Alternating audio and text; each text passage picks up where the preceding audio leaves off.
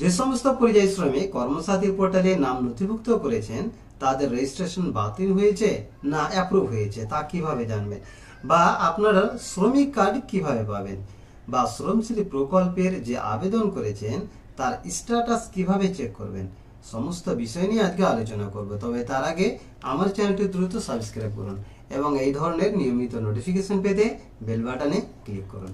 প্রথমে যে কোনো একটি ব্রাউজার ওপেন করবেন। ওপেন করার পর দেখুন এখানে টাইপ করবেন কর্মসাথী ps.wb.gov.in, তারপরে এন্টার দেবেন।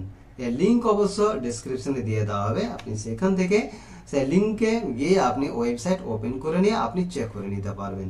তো দেখুন ওয়েবসাইটটা অলরেডি ওপেন হয়ে গেছে। তো ফার্স্ট কাজ হবে আপনি লগ ইন করে নেবেন। লগ ইন অপশানে ক্লিক করলাম, তারপরে দেখুন এখানে লগ ইন এখানে ক্লিক করবেন। তিনটি অপশন রয়েছে, বেনিফিশিয়ারি এখানে ক্লিক করবেন। তারপরে ইউজার নেম হিসেবে এখানে মোবাইল নাম্বার দিবেন। তারপরে দেখুন জেনারেট ওটিপি এখানে ক্লিক করবেন, সঙ্গে সঙ্গে মোবাইলে একটি ওটিপি চলে যাবে। ওটিপি সেই দেখুন ইন্টার ওটিপি, এখানে ওটিপি প্রেস করবেন। তারপরে দেখুন অ্যাথেন্টিকেট এই অপশানে ক্লিক করে দেবেন, তাহলে আপনার পেজটি লগ ইন হয়ে যাবে। পোর্টাল ওপেন হয়ে যাওয়ার পর দেখুন বাম দিকে 5টি অপশন রয়েছে দেখুন। তো এখানে দেখুন ফার্স্ট অপশানে আপনি ফর্ম দেখতে পাবেন। সেকেন্ড অপশন দেখুন প্রিন্ট সার্টিফিকেট, আপনি এখান থেকে সার্টিফিকেট প্রিন্ট করতে পারেন, এখানে ক্লিক করবেন। দেখুন ডিটেলস আপনি পেয়ে যাবেন, অ্যাপ্লিক্যান্ট নেম, মোবাইল, আধার নাম্বার, ভোটার কার্ড নাম্বার। এখানে ক্লিক করবেন ভিউ সার্টিফিকেট, তাহলে আপনি এখান থেকে আপনি সার্টিফিকেট পাবেন। প্রিন্ট কার্ড, আপনি যে একজন পরিযায়ী শ্রমিক এর জন্য আপনাকে অবশ্যই একটা কার্ড আপনার থাকা উচিত। তো এই ক্ষেত্রে দেখুন আপনি এখান থেকে প্রিন্ট করে নিতে পারবেন। তো দেখুন সেই কার্ডটি আপনি কিভাবে পাবেন, দেখুন এখানে ডিটেলস চলে এসছে। তারপর ভিউ কার্ড এই যে অপশন রয়েছে এখানে ক্লিক করে দেবেন। দেখুন যেহেতু কমপ্লিট হয়নি রেজিস্ট্রেশন, এখনো কিন্তু কমপ্লিট হয়নি, তার জন্য দেখাচ্ছি না। তো রেজিস্ট্রেশন যখন আপনার কমপ্লিট হয়ে যাবে, অ্যাপ্রুভ হয়ে যাবে, তখন কিন্তু আপনি এখান থেকে কার্ড পেয়ে যাবেন। ক্লেম দেখুন ক্লেম অ্যাপ্লিকেশন, এখানে দেখুন ক্লিক করবেন। এখানে দেখেন নট অ্যাপ্রুভ ইয়েট, যেহেতু এখনো দেখুন সেই অ্যাপ্লিকেশনটা অ্যাপ্রুভ হয়নি, ওই জন্য এখানে কিছু দেখাচ্ছে না।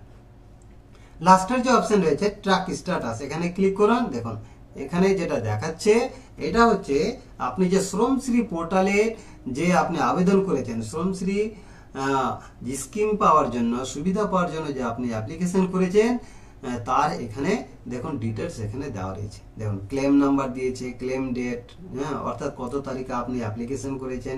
ক্লেম টাইপ দেখুন এখানে ক্লেম টাইপ দিয়েছে রিহ্যাবিলিটেশন, অর্থাৎ এটা হচ্ছে পুনর্বাসন ভাতা, প্রতি মাসে যেটা আপনি ভাতা পাবেন সেটা দেখাচ্ছে।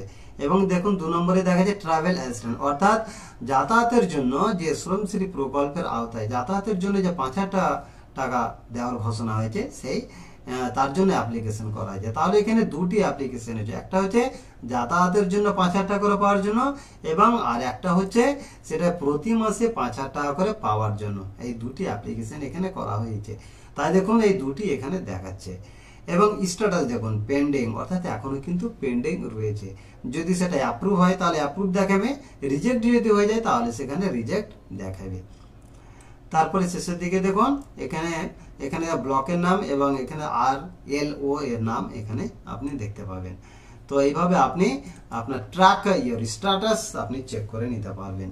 তাহলে এইভাবে দেখুন যে পরিযায়ী শ্রমিক হিসেবে আপনার নাম নথিভুক্ত হয়েছে কিনা, বা শ্রমশ্রী প্রকল্পের যে আপনি অ্যাপ্লিকেশন করেছেন সেগুলো অ্যাকসেপ্ট হলো কিনা, অ্যাপ্রুভ হলো কিনা, আপনি এখান থেকে চেক করে নিতে পারবেন। আশা করছি এই ভিডিওটি আপনাদের খুবই ভালো লাগবে। এরকম অসংখ্য টিপস পেতে আমার চ্যানেলটি সাবস্ক্রাইব করুন, লাইক শেয়ার ও কমেন্ট করুন এবং নিয়মিত ভিডিও পেতে নোটিফিকেশন অন করুন।